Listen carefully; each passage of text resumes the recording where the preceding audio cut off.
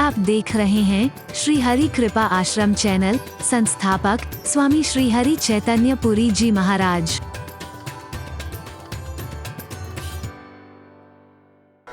हमको मन की शक्ति देना, मन विजय करें, दूसरों की जय से पहले खुद को जय करें। हमको मन की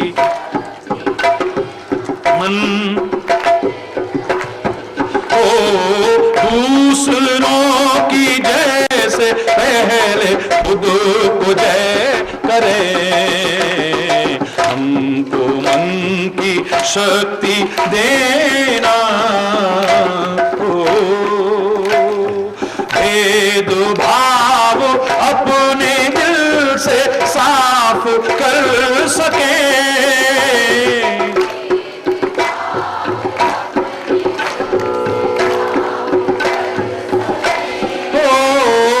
भेदभाव अपने मन से साफ कर सके, भेदभाव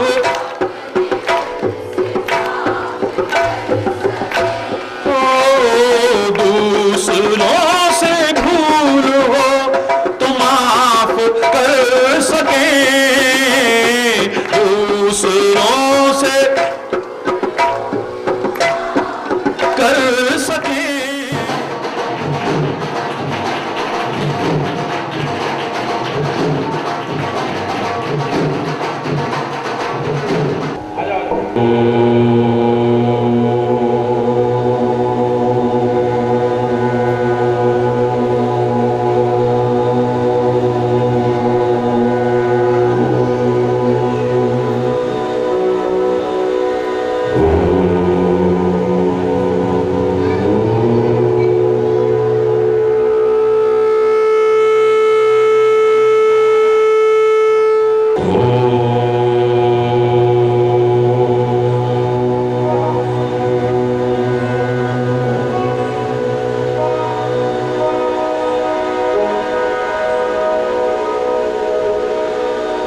वसुदेव सुतं देवं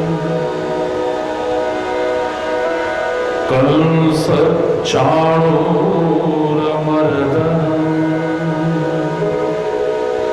देवकी परमानन्दं कृष्णं वन्दे जगद्गुरुम्।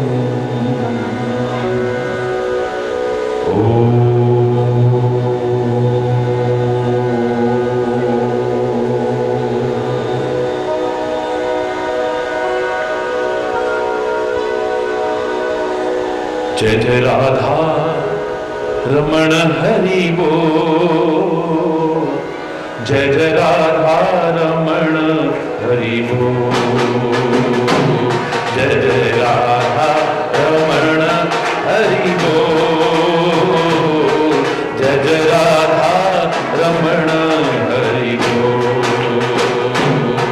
जय जय राधा रमण हरि बोल, जय जय राधा रमण हरि बोल, जय जय राधा रमण हरि बोल, जय जय राधा रमण हरि बोल, जय जय राधा रमण हरि बोल, जय जय राधा रमण हरि बोल, जय जय राधा।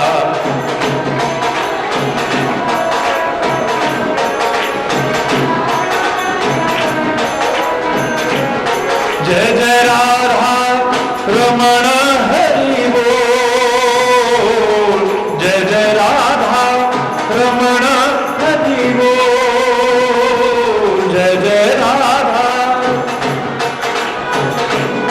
हरि बोल, हरि बोल, जय जय राधा रमण हरि बोल, जय जय राधा रमण हरि बोल।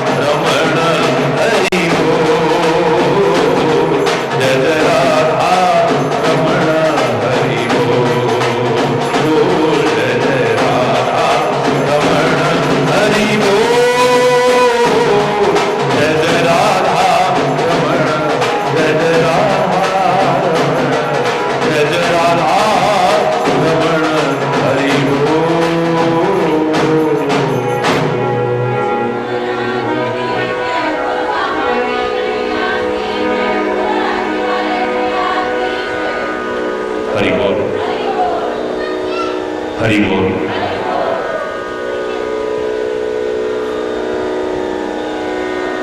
परमात्मा श्री कृष्ण बराबर ब्रह्म भगवान श्री कृष्ण के इस पावन प्राकट्य उत्सव की आप सभी को, समस्त भारतवासियों को और संपूर्ण विश्व के जनमानस को बहुत बहुत हार्दिक बधाई, बहुत बहुत हार्दिक शुभकामनाएं।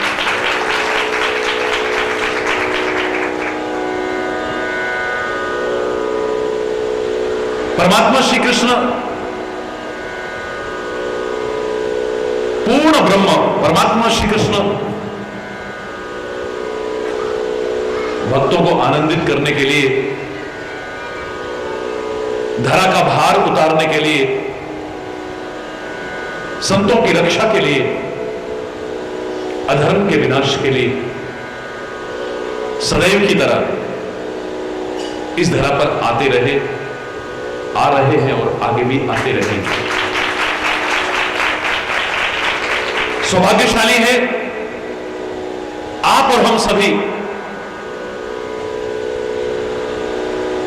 ब्रज के 12 वनों में पंचम प्रमुख वन काम्यक वन, काम वन, आदि वृंदावन धाम कामा में, ब्रज भूमि में परमात्मा श्री कृष्ण के इस पावन प्राकट्य उत्सव को मिलजुल करके मिला रहे हैं, मना रहे हैं। यह हमारे परम सौभाग्य है। ब्रज की महिमा, ब्रजराज की महिमा और ब्रजभूमि की महिमा गाने की सामर्थ्य कम से कम मैं कह सकता हूं मेरी वाणी में नहीं है। हां, उनके पावन जीवन चरित्र को जब देखते हैं तो अनंत शिक्षाएं, अनंत प्रेरणाएं, अनंत संदेश, अनंत उपदेश हमारे सामने आते हैं और विश्वास के साथ कह सकता हूं एक अंश भी उसका जीवन में उतार लिया, अपना लिया, हमारा जीवन धन्य धन्य हो जाए, कृतकृत्य हो जाए। परमात्मा श्री कृष्ण ने जो कहा, आंख मूंद करके उसे अपने जीवन में अपनाना, तुम्हारे जीवन का उत्थान होगा, कभी पतन नहीं हो सकता है। और परमात्मा श्री कृष्ण ने जो कहा वो मिलता है श्रीमद् भगवत गीता में। कर्म, भक्ति और ज्ञान का वो अनूठा संदेश, अनुपम संदेश, अद्वितीय संदेश हमारे जीवन को बहुत ऊंचा उठाने में, महान बनाने में सक्षम है। अपना करके देखिए। और परमात्मा श्री कृष्ण ने जो किया है उसका ठीक से विश्लेषण करने की आवश्यकता है। सोची समझी साजिश के तहत, षड्यंत्र के तहत हमारे इन अवतारों के, हमारे महापुरुषों के, हमारे संतों के चरित्र को बहुत गलत ढंग से समाज में पेश करने की कोशिश की जाती है। बहुत दुखद है वायु प्रदूषण, बहुत भयानक है ध्वनि प्रदूषण, बहुत नुकसानदेह है जल प्रदूषण, मृदा प्रदूषण, लेकिन उससे भी कहीं घातक है वैचारिक और सांस्कृतिक प्रदूषण। अगर जागरूक न हुए समय पर तो पश्चाताप के अलावा हमारे हाथ में कुछ भी बाकी नहीं रहे। एक नायक और नायिका के रूप में पेश करने की कोशिश कर रहे हैं भगवान श्री कृष्ण और राधा को। वो महान चरित्र को बहुत ही विकृत रूप में समाज में पेश करने की कोशिश कर रहे हैं। और मैं अपने कवियों से भी कहा करता हूं कि मां सरस्वती की कृपा से जो तुम्हें भाव मिलते हैं इन्हें विकृत रूप में पेश मत किया करो, अपनी संस्कृति के साथ खिलवाड़ मत करो। अंगुली मरोड़ गयो, भैया मरोड़ गयो, जे कर गयो, वो कर गयो, क्यों मजाक उड़ाते हो? क्यों अधूरा समझने की और समझाने की कोशिश कर रहे हो? लोगों के मन में क्यों संदेह पैदा होता है भगवान श्री कृष्ण के चरित्र के प्रति, महापुरुषों के चरित्र के प्रति? क्योंकि अधूरा जानते हैं, अधूरा सुनते हैं, अधूरा सुनाते हैं। A little knowledge is always dangerous. नीम हकीम खतरे जान। हम पूरा नहीं जानते। हमें परमात्मा श्री कृष्ण के कंकड़ी मारना तो याद रहता है, लेकिन गोवर्धन पर्वत भी उठाया था, इसे हम भूल जाते हैं। हमें परमात्मा कृष्ण की चंचलता तो याद रहती है, बड़ी चर्चा करते हैं भगवान कृष्ण की उस चंचलता की, चपलता की, लेकिन भरे दरबार में धैर्यपूर्वक शिशुपाल की 100 गालियां भी सुनता है, इसे हम भूल जाते हैं।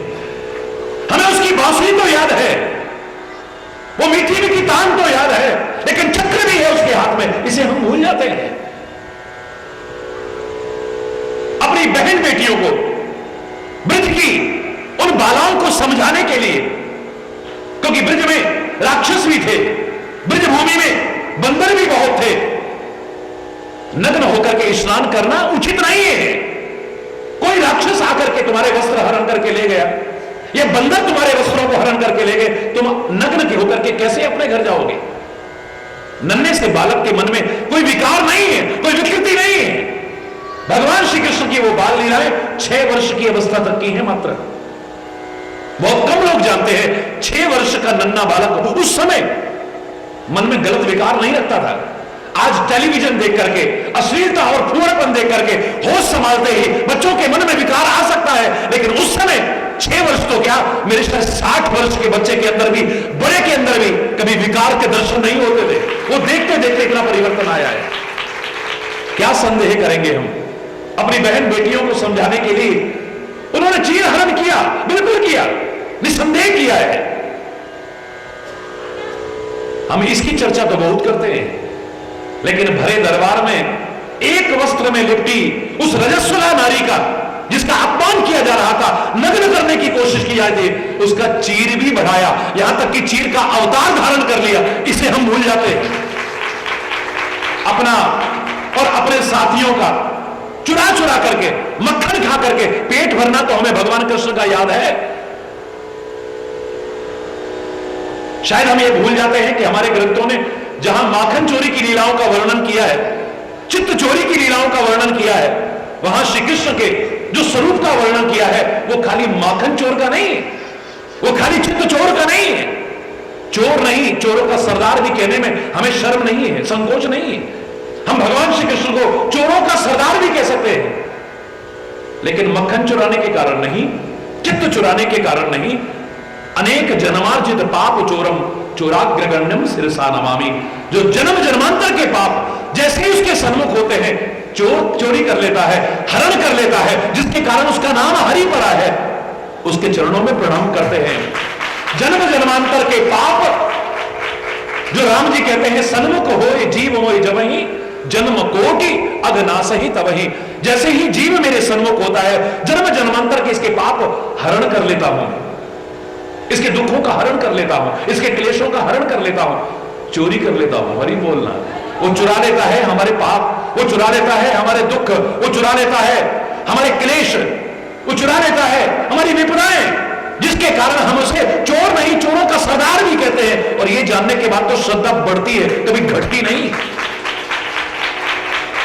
हमने अधूरा समझा, अधूरा समझाने की कोशिश की, अधूरा जाना। भागवत की कथाओं को भी बड़ा बड़ा रसीला और चुटकीला बना बना करके खाली एक स्वस्थ मनोरंजन के रूप में प्रस्तुत कर रहे हैं। शायद उसके सार से, उसकी शिक्षाओं से, उसकी प्रेरणाओं से, उसके उपदेशों से वंचित रह जाते हैं। खिलवाड़ है महापुरुषों के चरित्र के साथ, खिलवाड़ है इन अवतारों के चरित्र के साथ। मैं दावे से कह रहा हूं, इनके जीवन को अगर अपने जीवन का अभिन्न अंग बना लें, उद्धार हो जाए हमारे जीवन का, उत्थान हो जाए हमारे जीवन का। मैंने बार बार कहा करता हूं, अरे ओ कन्हैया, होगा तू बांके बिहारी, होगा तू रास बिहारी, होगा तू कुंज निकुंज बिहारी, होगा तू वृंदावन बिहारी, होगा तू कामा बिहारी। अरे बोलना, करोड़ों करोड़ों लोग आपके महाराज जी के लिए बोलते हैं कामा की कन्हैया की जय। महाराज जी आप क्यों नहीं रोकते हैं इनको? कभी मेरे मन में आया था, ये मुझे अच्छा नहीं लगता है। आप गुरु महाराज की जय बोलते हैं, कोई विरोध नहीं है। आप लाठी वाले भैया कहते हैं, आंखें भर आती हैं, आप अपना भैया कहते हो मुझे, लेकिन मैंने क्यों नहीं रोका आपको? चंद दिन वृंदावन में लीलाएं की, वृंदावन बिहारी हो सकता है। ये तो क्रीड़ा स्थली है, ये तो लीला स्थली है। भगवान कृष्ण की अनंत लीलाएं इस कामा की भूमि पर हुई है। अगर हमें उसे कामा का कन्हैया कह देते हैं तो कौन सा को गर्व से बोलना चाहिए। आप क्या बोलोगे? मैं भी कहने में संकोच नहीं करूंगा, वो कामा के कन्हैया की। कामा वालों को तो गौरव से बोलना चाहिए कि हमारी कन्हैया ने हमारे कामा में लीलाएं की, कामा में लीलाएं की हैं। लीला स्थली कहते हैं इसे, लीला स्थली कहते हैं। चंद दिन वृंदावन में रहा, वृंदावन बिहारी बन सकता है। कामा में गाय चराई, कामा में राक्षसों का वध किया मेरे उस कन्हैया ने, आपके उस कन्हैया ने, हम सबके कन्हैया ने। तो कामा का कन्हैया, उसके साथ रिश्ता क्यों नहीं जोड़ते हो? मैं आपसे कह रहा हूं, क्यों प्रश्न उठता है हमारे मन में? हरि बोलना। परमात्मा श्री कृष्ण ने सब शंकाओं को, खाली अर्जुन के प्रश्नों का उत्तर नहीं दिया है, अर्जुन को माध्यम बना करके सारी दुनिया के मन में उठने वाली जिज्ञासाओं को, शंकाओं को और प्रश्नों को सुलझाने की कोशिश की है। एक बार समझ जाओ ना, उसी के होकर के रह जाओ। लोग कहते हैं कन्हैया टेढ़ा है, त्रिभंगी कहते हैं उसे, 3 जगह से टेढ़ा है। याई मारे जल्दी से भीतर ना आवे, हरि बोलना। टेढ़ो है, टेढ़ो है, याई मारे जल्दी ते भीतर ना आवे, और एक बार भीतर आएगा तो ऐसो फंस जाए कि फिर निकले ना है। हरि बोलना, जोर से बोलो ना। एक बार अगर अंदर आ गया, उसी का होकर के रह जाएगा। किस क्षेत्र को छोड़ा है? मित्रता को छोड़ो, ऐसा मित्र कहीं मिलेगा तुम्हें? लाख तुमने मित्रता की होगी, सुन के बहुत साथी तुम्हारे बन गए होंगे, भगवान ना करे कभी दुख आ जाए, कितने तुम्हारे साथी बनते हैं, सब साथ छोड़ के चल देते हैं। लाख ये कहते रहे ना, मैं हूं ना, मैं हूं ना। कभी भरोसा मत करना, ये कब मझधार में छोड़ देंगे, कब तुम्हारा साथ छोड़ देंगे, पता ही नहीं चलेगा। और ये मेरे सदगुरु, मेरे परमात्मा, मेरे संत, मेरे महापुरुष ना भी कहे ना, तो सोचो ये कह रहे हैं मैं हूं ना, आगे बढ़ो, घबराने की आवश्यकता नहीं है। अरे ऐसा मित्रता निभाने वाला कौन मिलेगा? आज जरा सा हम ऊंचे पद पर चले जाएं, जरा हम प्रतिष्ठित व्यक्ति बन जाएं, हमारे साथ पढ़ा हुआ, हमारे साथ बचपन में खेला हुआ अगर कोई साथी मिले जो गरीब है, निर्धन है, फटे हाल है, 10 लोगों में बताने में शर्म आएगी हमें, है? साथ पढ़े हुए की बात छोड़िए, साथ खेलने वाले की बात छोड़िए, सगा रिश्तेदार भी हो ना, फटे हाल को 10 लोगों में बताने में शर्म आती है। ये हमारे मामा जी लगते हैं, ये हमारे चाचा जी लगते हैं, ये हमारा चचेरा भाई लगता है, ये हमारा फलाना, बताने में शर्म आती है। कोई प्रतिष्ठित व्यक्ति हो ना, कुछ लगता हो, जबरदस्ती रिश्ता जोड़ते हैं, ये हमारे चाचा के, ताऊ के, मामा का, फलाने का, ढिकाने का, वो लगता है, उससे तो दूर तक का खींच के ले आएंगे। लेकिन कोई फटे हाल हो, अपना भी हो, उसे बताने में शर्म आती है। एक कन्हैया है, बिल्कुल फटे हाल आया है, पहनने को वस्त्र नहीं है, लज्जा निवारण तक के ठीक से वस्त्र नहीं है, पांव की बिवाई फटी हुई है, जख्मी पांव है। देख सुदामा की दीन दशा, करुणा करके करुणानिधि रोए। भगवान कृष्ण की आंखों में आंसू आए हैं। जैसे ही पता लगा कि मेरा बाल सखा सुदामा मेरे से मिलने आया है, नंगे पैर दौड़ पड़े, कहां मुकुट गया, कहां राजस्व वस्त्र गिर रहे हैं, कहां चरण पादुकाएं, कुछ होश ही नहीं है। भागे जा रहे हैं, गले लगाते हैं, लेकर के आते हैं, सिंहासन पर बिठाते हैं, खुद चरणों में बैठ जाते हैं। वाह वाह मेरे परमात्मा, चरणों की दशा देखी है ना। सब दास दासियों से, रानियों महारानियों से, पटरानियों से कहते हैं जल्दी से गुनगुना पानी लेकर के आओ। क्या हालत हुई है मेरे प्रिय सखा सुदामा के चरणों की। अरे कोई गर्म गुनगुना जल लेकर के आओ, कोई मलम लेकर के आओ, मुझसे देखा नहीं जा रहा है। आने में देर हो गई, अब ले भी आए हैं, कह रहे रखो अपना संभाल करके। मेरी आंखों से जो जल निकलेगा ना, ये भी तो गुनगुना है, ये भी तो नमकीन है। पानी परात को हाथ छुओ नहीं, नैनन के जल सो पगत होए। कहां मिलेगा ऐसा दोस्त, कहां मिलेगा ऐसा रक्षा करने वाला। चक्र चलाया है, देखा कि जरा सा खून निकल आया है, द्रौपदी ने अपनी साड़ी का एक टुकड़ा फाड़ा है, बांध दिया है, ऐसा रक्षा का वचन देने वाला कौन मिलेगा? कोई बहुत चमकीली भड़कीली राखी नहीं थी, कोई साथ में बहुत कीमती मिठाई का डिब्बा नहीं था, कोई दिखावा नहीं था, कोई औपचारिकता नहीं थी, बस एक कपड़े का टुकड़ा बांधा है। कन्हैया जीवन भर की रक्षा का वचन देता है और निभाता है उसे। ऐसा तुम्हारा रक्षा करने वाला कौन मिलेगा? तुम कहीं विदेश में चले गए हो, चाहे भाई तुम्हारा बहुत अच्छा है, भाई बहन के रिश्ते को निभाना बड़ी अच्छी बात है, रक्षाबंधन का त्योहार मनाना बड़ी अच्छी बात है, लेकिन कितने भाइयों ने कितनी बहनों की रक्षा की है जरा बता दो।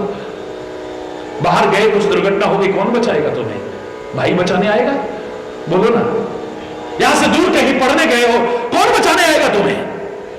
भगवान ना करे कहीं भूकंप आ गया, कहीं बाढ़ आ गई, कहीं सुनामी आ गया, उस समय कौन बचाने आएगा तुम्हें? हिंदुस्तान पाकिस्तान का जब बंटवारा हुआ था, लाखों लाखों लोगों की जानें चली गई थी, कितनी हमारी बहन बेटियों की इज्जत लूटी गई, कितने भाई बचाने आए थे बताओ ना जरा, बोलो। उस समय लाज बचाने वाला है, रक्षा करने वाला है, और कौन कर सकता है?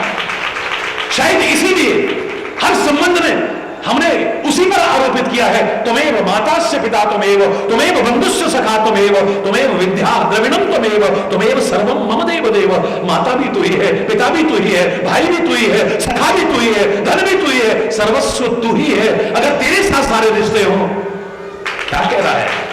उन रिश्तों की मर्यादा को निभाओ, बड़ी अच्छी बात है, लेकिन ये कितने दिन के हैं? ये दुनिया ने हमेशा किसी का साथ नहीं निभाया। अरे बोल रहा, और उसने कभी साथ छोड़ा नहीं। अजमान लेना, किस क्षेत्र में शिक्षा नहीं दी, किस क्षेत्र में? आज मेरे बच्चे बेरोजगार घूमते हैं, मेरे युवा भाई बेरोजगार घूमते हैं।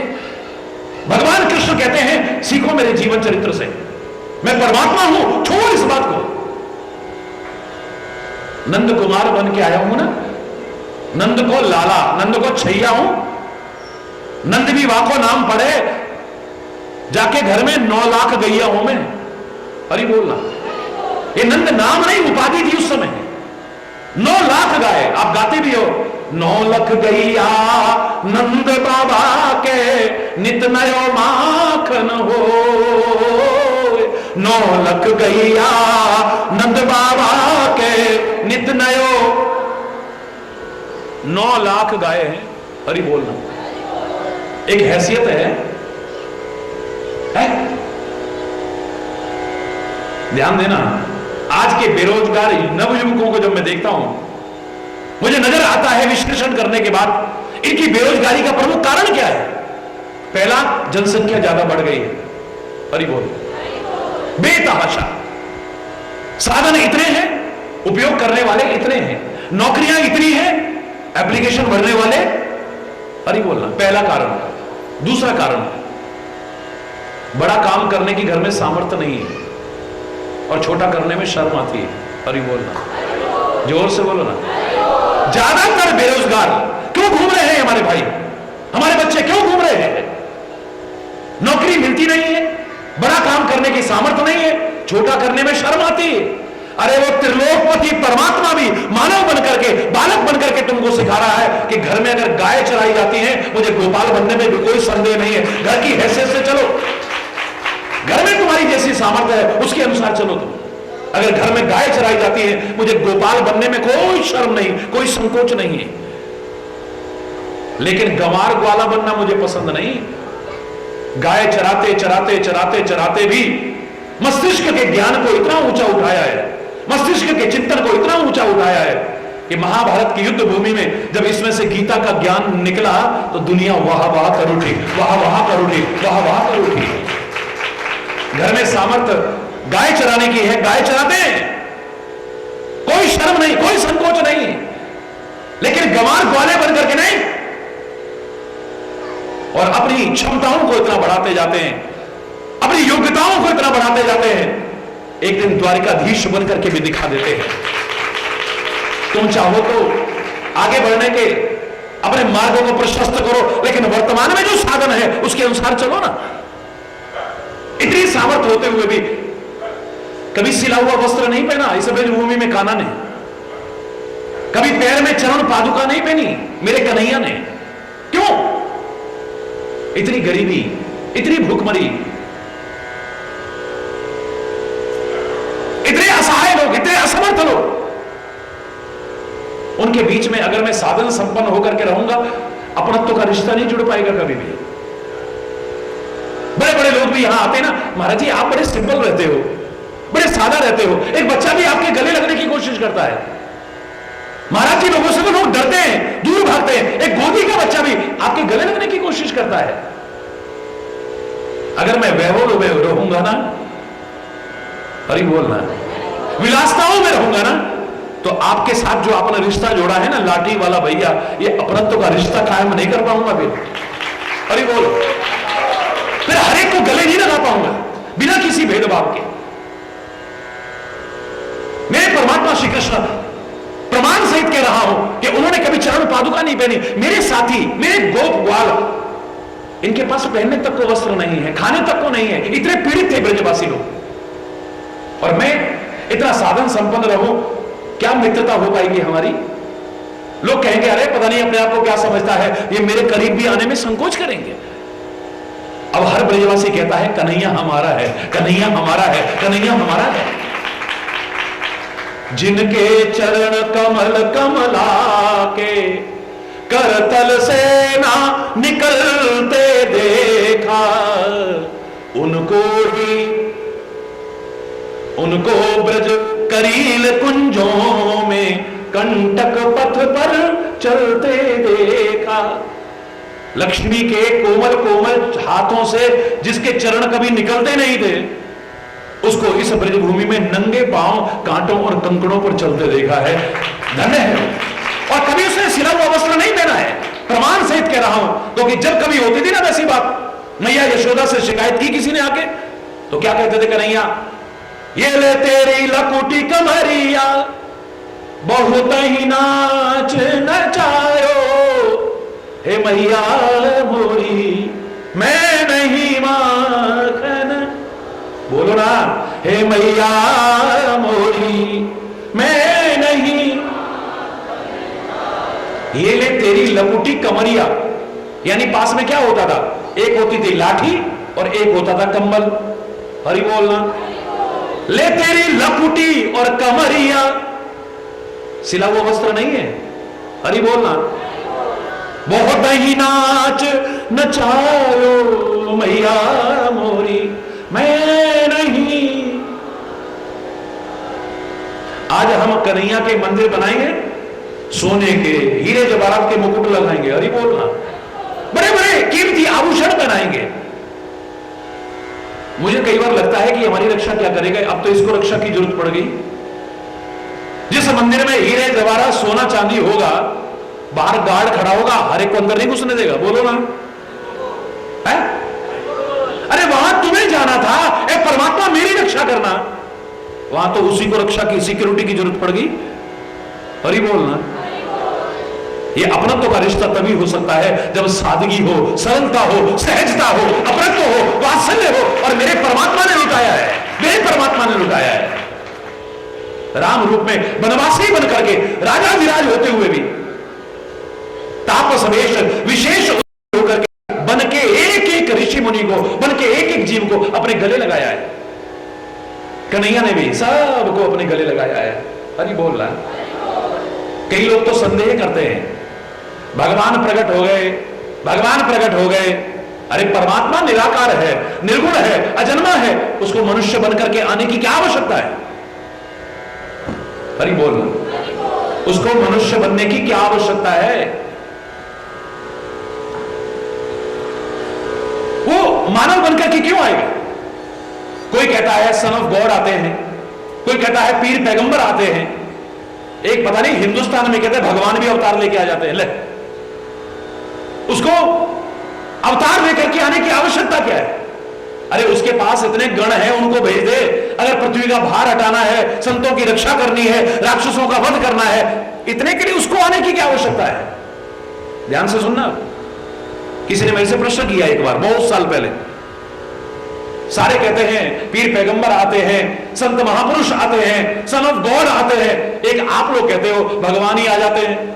इस पृथ्वी पर आ जाते हैं, अवतार लेकर के आ जाते हैं। अरे उनको आने की क्या आवश्यकता थी? अपने दूत भेजते, उनसे रक्षा करवा देते। मैंने कहा भाई साहब, आप तो आज संदेह कर रहे हो, ये पहले भी लोग कर चुके हैं। एक बादशाह से एक वजीर ने पूछा, मंत्री ने पूछा, महाराज आपके मन में हमारे धर्म के प्रति कोई भी शंका हो आप पूछिए। बादशाह कहता भाई एक चीज मेरे समझ में नहीं आती, बाकी सब समझ में आती है कि तुम कहते हो भगवान भी अवतार लेके आता है। यार भगवान को अवतार लेके आने की क्या आवश्यकता है? जो तुम काम बताते हो कि आकर के ये करता है वो करता है, वो तो अपने दूतों से करवा सकता है, उसको खुद आने की क्या आवश्यकता है?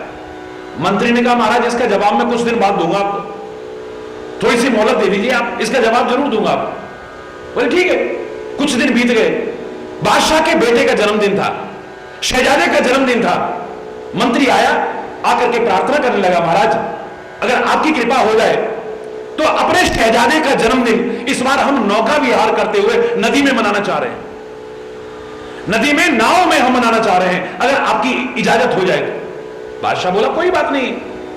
बड़ी बड़ी सुंदर नाव सजवाई गई, नाव पर राजा सवार हुआ, रानियां सवार हुई, शहजादा सवार हुआ, शहजादियां सवार हुई, मंत्रीगण सवार हुए, नाविक सवार हुए, सैनिक सवार हुए। वो नाव ही नाव नदी में दिख रही है। बड़े बड़े गोताखोर को दुर्घटना ना हो जाए, बहुत सारी सेना कोई दुर्घटना ना हो जाए।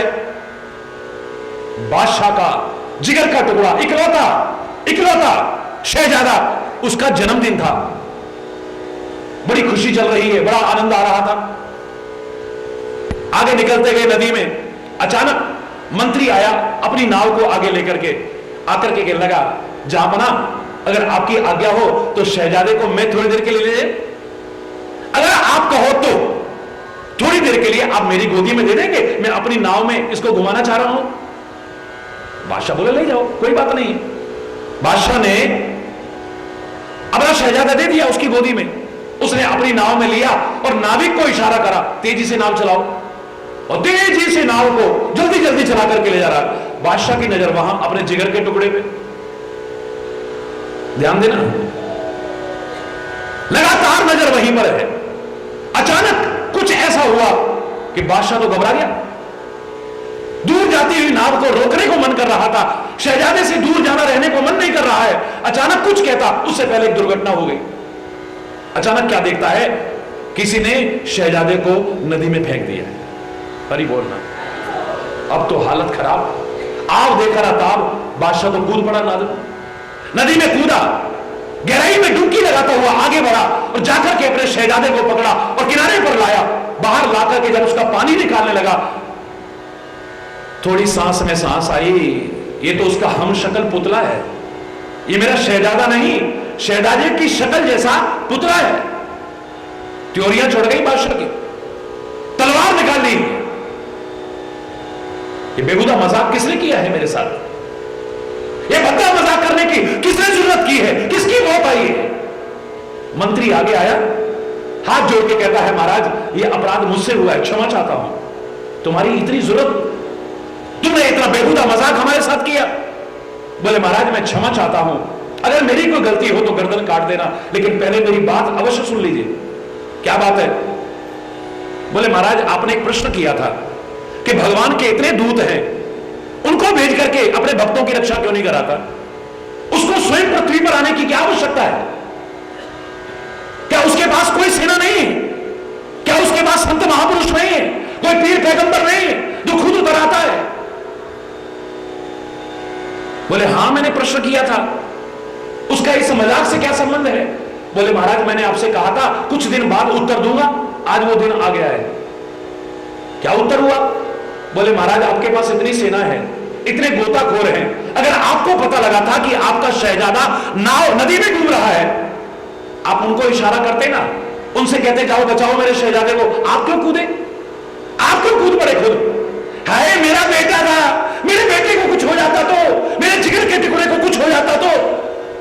मेरे दुनिया का तुच्छ बाप अपने बेटे को कष्ट में देखे तो खुद कूद पड़ता है, और वो परमपिता परमात्मा जब अपने भक्तों को कष्ट में देखता है, अगर वो खुद कूद पड़ता है तो कौन सी बड़ी बात है?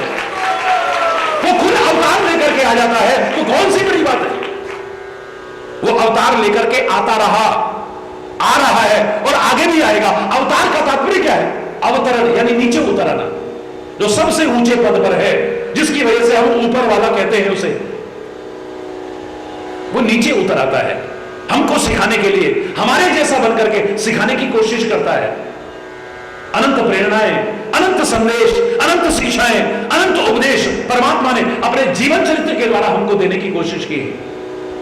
माता पिता का सम्मान किया है, सीखो। क्या हम करते हैं?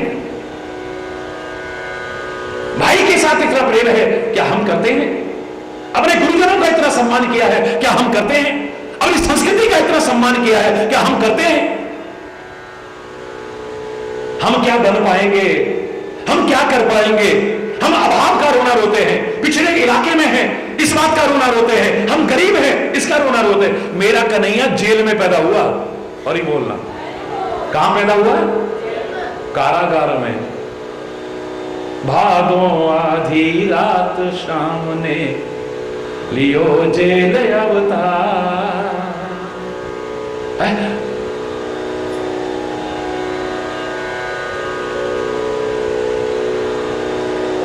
कुतत भय वसुदेव देव की सो गए पहरेदार, जेल के तारे टूटे और कंस के छक्का छूटे। जेल के तारे टूटे, कंस के भादों आधी रात शाम ने लियो जेल अवतार। बताओ, बंधन में पैदा हुआ। कहां पैदा हुआ? बंधन में पैदा हुआ और सारी दुनिया को बंधन विमुक्त कर गया। वाह! स्वयं बंधन में पैदा हुआ और सारी दुनिया को बंधनों से मुक्त कर गया। धन्य है ऐसा जीवन, बलिहार है ऐसे जीवन। जेल से जन्म लेकर के जहर से शुरुआत हुई और जहर पर अंत हुआ जीवन का। क्षमा चाहते हुए कहूंगा मैं, प्रारंभ में ही सबसे पहले मारने आती है पूतना। कौन मारने आती है? पूतना। जहर, जहर पिला करके, जहर भरा दूध पिला करके मारने की कोशिश करती है। हरि बोलना, वो मारने की कोशिश करता है, ये उसको भी तारने की कोशिश करता है। वाह! हरि बोल। जहर से जीवन की शुरुआत, जहर मार करके, जहर मुझे स्तनों से दूध पिला करके मारने की कोशिश है। और जीवन के इस लीला का समापन भी कैसे? जहर बुझा तीर लगा है चरणों में। हरि बोलना, कमाल है। जहर से शुरुआत, जहर पर अंत, लेकिन दुनिया को अमृत बांट गया है, ज्ञान का अमृत बांट गया है, गीता का अमृत बांट गया। धन्य है ऐसा जीवन। आपका जन्म कहां हुआ ये ज्यादा महत्वपूर्ण नहीं है, किस कुल में हुआ ये ज्यादा महत्वपूर्ण नहीं है, किन लोगों के बीच हुआ ये ज्यादा महत्वपूर्ण नहीं है, किस जाति में हुआ ये ज्यादा महत्वपूर्ण नहीं है, पर आप जीवन कैसा जी के जाते हो ये ज्यादा महत्वपूर्ण है। जन्म तुम्हारा जहां होना था हो गया, अब तुम्हारे हाथ में नहीं है, लेकिन जीवन को कैसा बना सकते हो ये तो तुम्हारे हाथ में है। अरे बोल, जोर से बोल रहा है। उच्च कुल में पैदा होकर के भी अगर अच्छा जीवन ना बनाया तुम आदर्श नहीं बन पाओगे, महान नहीं बन पाओगे। कोई भी व्यक्ति कुल से महान नहीं होता है, धन से महान नहीं होता है, पद से महान नहीं होता है, जाति से महान नहीं होता है, कर्मों से महान होता है। अच्छे कर्म करो, कहां से कहां पहुंच जाओ। भगवान श्री कृष्ण कहते हैं जन्म के समय तुम सब अपवित्र थे, कोई पवित्र नहीं था। जैसे तुम पैदा हुए घर में अपवित्रता आ गई, नातक आ गया, सूतक आ गया। कई जगह नातक कहते हैं, कई जगह सूतक कहते हैं। जो पवित्रता का विचार करते हैं तुम्हारे घर का पानी भी नहीं पीते। तुम उच्च कुल में पैदा हुए, लेकिन तुम्हारे पैदा होते ही घर में अपवित्रता आ गई, तुम्हारे पैदा होते ही अपवित्रता आ गई, और तुम्हारी मृत्यु होते भी, बोलो ना, अपवित्रता आ गई, अशुद्धि हो गई। कोई तुम्हारे घर का पानी पीने को कई दिन तक तैयार नहीं। तुम्हारे जन्म के समय अपवित्रता है, तुम्हारी मृत्यु के समय अपवित्रता आ जाती है, पर बीच का समय ऐसा है कि खुद पवित्र हो सकते हो और औरों को पवित्र करने लायक हो सकते हो। कुछ ऐसा जीवन जियो। अरे बोल, मजा तब है, इतना समय बीत गया, भगवान कृष्ण को आज भी सारी दुनिया याद कर रही है। हरि बोल रहा, जोर से बोल रहा। तुम्हें अपने परदादा का नाम नहीं मालूम है? ज्यादा साल नहीं हुए उसको, परदादा के परदादा को अभी ज्यादा साल नहीं हुए, 200-400 साल हुए होंगे, तुम्हें याद नहीं है। लेकिन 5,500 वर्ष हो गए, भगवान कृष्ण की लीलाएं आज भी सामने गुजर रही है। वाह, लाखों वर्ष हो गए, भगवान राम को आज भी दुनिया याद कर रही है और हमेशा याद करती रहेगी। सनातन समय से भगवान शंकर को लोग याद करते थे, कर रहे हैं और आगे भी करते रहेंगे। महापुरुषों को हजारों साल से लोग याद कर रहे हैं, आज भी कर रहे हैं और आगे भी करते रहेंगे। सोचो, हमको कौन याद करेगा? अगर कुछ अच्छा करके जाएंगे तभी तो याद करेगा कोई। अच्छा जीवन बना करके जाएंगे तभी तो। हम तो सोए हैं, मोह रूपी रात्रि में सोए हैं, हम तो अभी जगे भी नहीं हैं। परमात्मा भी जो अवतार लेकर के आया, उसको कितना दुख होता होगा। मैं इस धरा पर आया अवतार लेकर के, फिर भी दुनिया सोई है? भगवान के ज्यादातर अवतार ऐसे समय हुए हैं जब सब सो रहे होते हैं या विश्राम कर रहे होते हैं। भगवान राम भर दोपहरी में पैदा हुए। हरि बोल रहा, गरीब हो अमीर हो, उस समय सब थोड़ी देर हरि बोल रहा, क्षणिक विश्राम कर रहे होते हैं। भगवान श्री कृष्ण आधी रात में आए हैं। सब बोलो ना, भगवान इसलिए आए, भगवान इसलिए आए, भगवान इसलिए आए। कितने भी कारण बताना, पर एक कारण यह भी तो हो सकता है कि सोते जीवों को जगाने के लिए आते हैं। आधी रात में आने का, भर दोपहरी में आने का कारण क्या हो सकता है? कि ये सोए हैं संसार के जीव, इनको जगाना है। और जब उनके आने पर भी, प्रयास करने पर भी हम जब नहीं जगते हैं, मेरे शायद तो उनको भी रोना आता होगा। जिसने गाय की महत्ता को प्रतिष्ठापित किया, गौ की सेवा की, गौ की पूजा की, आज उसके देश में, और देश छोड़िए ब्रजभूमि में गाय कटती हो, गायों की दुर्दशा होती हो, कैसा लगता होगा उसको? बोलो ना। उसके हृदय को प्रसन्नता होती होगी या पीड़ा होती होगी? जिसने अपने माता पिता का सम्मान किया हो, आज उसी देश में अपने मां बाप का सम्मान करना भूल गए। जिसने अपने गुरुओं का सम्मान किया हो, आज उसके राष्ट्र में लोग अपने गुरुओं का, महापुरुषों का सम्मान करना भूल गए। जिसने पैदा होते ही इस समाज की समस्याओं का निवारण का प्रयास किया हो, और लोग समस्याएं पैदा कर रहे हो उस देश में। एक छोटे से बच्चे से आप उम्मीद कर सकते हैं ऐसी ऐसी समस्याओं पर ध्यान जाएगा? ब्रज की सारी लीलाएं 6 वर्ष की अवस्था तक की, फिर कह रहा हूं कैसी कैसी समस्याएं हैं। यमुना प्रदूषित हो चुकी है। हम कहते हैं काली नाग रहता है उसमें। अरे काली नाग नहीं है, यमुना का जल प्रदूषित हो गया है, वो है काली नाग।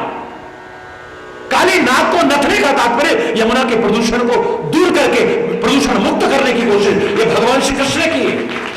आज सरकारें योजना बनाती हैं, गंगा को प्रदूषण मुक्त करेंगे, यमुना को प्रदूषण मुक्त करेंगे, नर्मदा को प्रदूषण मुक्त करेंगे। करोड़ों अरबों रुपए लग जाते हैं, लेकिन हरि बोलना वहीं की वहीं है। एक नन्हे से बालक के मन में, जिसे हम परमात्मा कहते हैं, लोग एक नन्हा सा बालक जिसे कहते हो, बाल्यावस्था में ही इतना महान चिंतन रखता हो, धन्य है, बार बार धन्य है। हम इतनी बड़ी अवस्था पाकर के भी हमारे मन में नहीं आएगा समाज में क्या क्या समस्याएं हैं। प्रदूषण फैल रहा है, पर्यावरण का असंतुलन हो रहा है, लोग वृक्षों को धड़ाधड़ काटे जा रहे हैं। कन्हैया ने सोचा लोग मेरे से प्यार करते हैं, चलो इस प्यार का ये फल उठाया जाए। बांसुरी से मेरे सब दीवाने हैं ना, तो मैं बांसुरी अब ऐसे नहीं बजाऊंगा, वृक्ष का सहारा लेकर, कदम का सहारा लिया और बांसुरी बजाना शुरू कर दिया। हरि बोलना, जोर से बोलो ना। कदम का सहारा लेकर के बांसुरी बजा रहे, काहे के लिए? इन वृक्षों का सहारा लेकर के जब मैं बांसुरी बजाऊंगा ना, तो जो मुझसे प्यार करते हैं उन्हें पता है कि परमात्मा का सानिध्य मिला है इस वृक्ष को, इनको काटने की कोशिश नहीं करेंगे। पर्यावरण का असंतुलन पैदा करने की कोशिश नहीं करेंगे लोग। देखा कि सारा ब्रज का दूध, दही, माखन मथुरा में चला जाता है। कंस के वो अत्याचारी, अन्यायी राक्षस खा खा करके और ताकतवर हो रहे हैं, और कंस की नारियां उस दूध दही से नहा करके उसे नालियों में बहा करके गाय के अमृत समान दूध का तिरस्कार कर रही है। भगवान कृष्ण के मन में आया कि इस अपमान को और तिरस्कार को रोकना है, इसके दुरुपयोग को रोकना है। एक छोटे से बच्चे के मन में, नहीं जाने दूंगा इसे मथुरा में, नहीं जाने दूंगा कंस और कंस के उन अत्याचारी राक्षसों के पास, कंस की नारियों के द्वारा इसे नालियों में नहीं बहाने दूंगा मैं। क्या किया? रास्ते में एक टोल टैक्स लगा दिया, चुंगी लगा दी, बैरियर लगा दिया। तू दे जा दध को दान, गुजरिया बरसाने वारी। अरे तू दे जा दध को दान, ओ दान गुजरिया। रुको रुको रुको रुको, कहां जा रहे हो? मथुरा जा रहे हैं, टैक्स लगेगा, चुंगी लगेगी, पहले निकालो, हरी बोलना। शंका तो हम कर लेते हैं, एक नन्हे से बालक के चरित्र पर परमात्मा समझा हो तो शंका हो ही नहीं सकती है, और 6 वर्ष का नन्हा बालक भी समझा हो तो शंका कैसे आ जाती है? विचार करके देखिए, अब उसकी महानता को सोचिए। एक नन्हे से बालक के मन में आता है इसका दुरुपयोग रोकना है मुझे।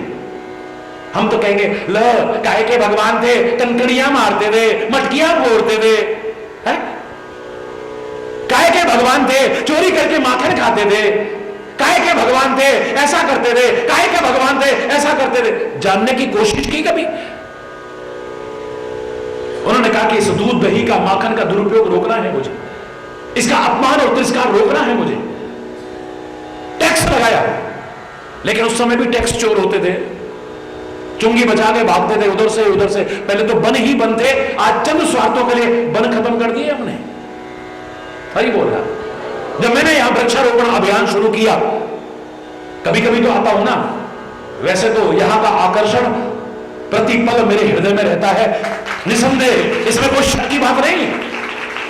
इस भूमि का आकर्षण कभी दूर नहीं है। लोग कहेंगे महाराज जी ने इस भूमि का नाम सारी दुनिया में फैलाया, महाराज जी ने गौरव बढ़ाया। अरे नहीं, इस भूमि से तो महाराज जी का गौरव बढ़ा है, मैं क्या बढ़ाऊंगा इससे?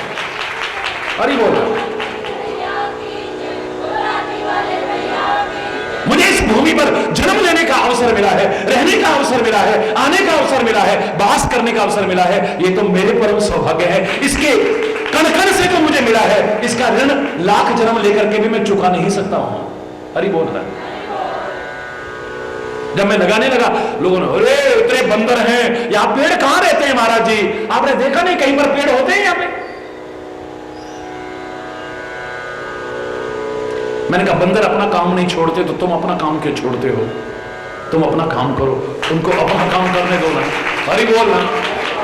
आज आपके सामने है, और ये तो बहुत छोटा रूप है, बहुत बड़े रूप में करने वाले हैं। और यहीं पर नहीं, सारी ब्रजभूमि में, और सारी ब्रजभूमि में नहीं, देश में एक ऐसा अभियान चलाएंगे कि जहां देखोगे वहां वृक्ष नजर आएंगे, हरियाली नजर आएंगे। हमारा कन्हैया बाल्यावस्था में ऐसा काम करता है, उसके मन में आया, रोक रहा है। थोड़ा सा टैक्स लिया, कुछ टैक्स चोरी करके इधर उधर से भाग गए, चुंगी चोरी करके भाग गए। भगवान कृष्ण का निशाना तो बहुत पक्का था, कंकड़ उठाया, छेड़ने के लिए नहीं, उस मटकी में जिसमें दूध दही और माखन भरा हुआ है, जो मथुरा जा रहा है, जिसको राक्षस खाकर के ताकतवर बनेंगे, जिसको कंस की नालियों में बहा करके अपमान करेंगे। भगवान कृष्ण कहते हैं मेरी गायों का वो अमृत समान दूध उस जमीन पर गिरे, उस घास पर गिरे, जिसको खा करके मेरी गाय दूध देती है, ये दही देती है, ये माखन देती है। उन राक्षसों के पेट में जाने से, उन नालियों में बहाने से तो ये अच्छा है ये मटकी फूटे और इस जमीन पर गिर जाए, जिसकी गाय घास खा करके गाय अमृत के समान दूध देती है। इसके लिए तोड़ रहे हैं उनको, वहीं से मारा, खड़ाक।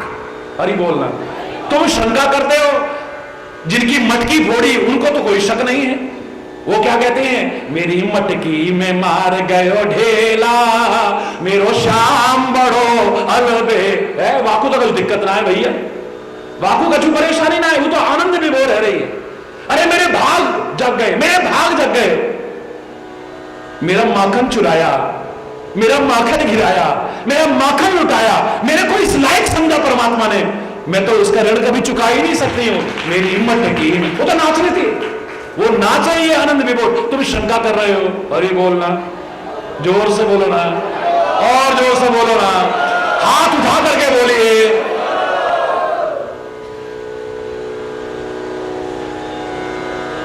गिरा देते हैं उसे, फिर भी काम तो पूरा नहीं हुआ। माखन तो फिर भी जा रहा है मथुरा में, दही तो फिर भी जा रहा है मथुरा में, दूध तो फिर भी जा रहा है मथुरा में, और दुरुपयोग हो रहा है उसका, अपमान हो रहा है उसका, तिरस्कार हो रहा है। भगवान कृष्ण ने ग्वाल वालों के साथ मीटिंग करी, उन्होंने कहा भैया इतनी कोशिश करके भी रोक नहीं पाए, क्या करें फिर?